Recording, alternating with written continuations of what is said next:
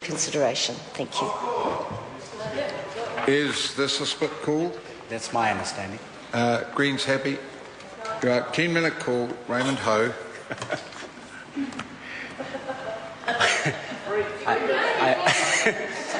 I meant to say that given the time constraint, I'd like to take a short call, but I got a thumbs up from the minister responsible for this bill. I feel flattered and honoured.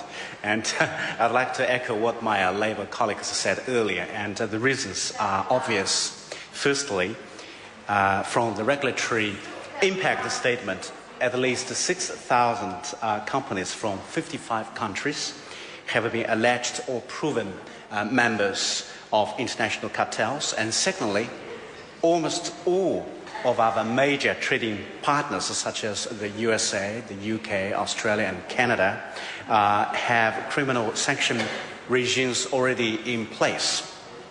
And thirdly, cartels are designed to control prices and limit competition.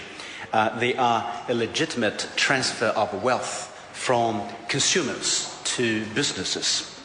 This bill will effectively bring New Zealand into a line with Australia, who introduced sanctions in 2009. The bill amends the Commerce Act 1986 to introduce criminal sanctions for serious cartel behaviour and makes a number of other amendments, including to the provisions that govern jurisdiction and other penalties. If enacted, the bill will fundamentally alter the scope and enforcement of New Zealand competition law and will be the most substantive reform to the Commerce Act since it was passed in 1986. There has been no survey of public attitudes towards cartel criminalisation in New Zealand, but it is interesting to note that the results of a 2008 survey of a public attitudes in the United Kingdom are precisely mirrored by the results of a similar survey recently conducted in Australia. That is, there is a substantial majority support for the view that cartel contact is unacceptable, but a majority that cartel contact should be a criminal offence, and less than a quarter think that individuals should be jailed for it. It is difficult to see why public attitudes would differ greatly in New Zealand. Now, what is a cartel? Cartel is a group of similar independent companies who join together to control prices and limit competition.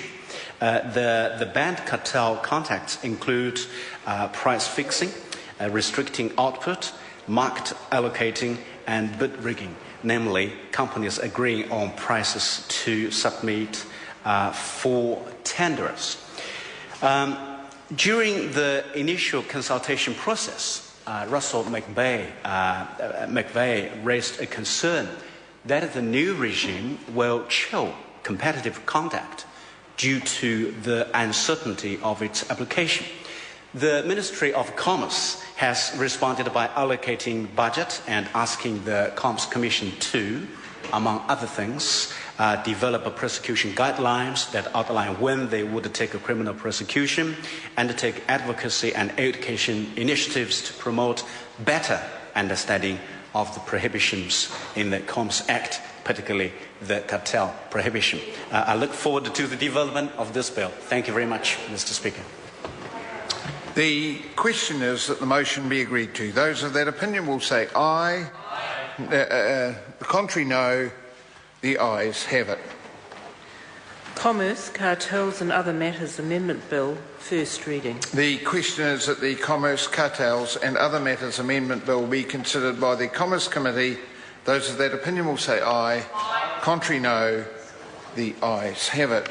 Members, as the next item on the order paper is the committee of the whole House, and that we cannot convene that inside of 5 minutes before the House is scheduled to arrive, it now is for me to say that the House will stand adjourned until 2 p.m. tomorrow.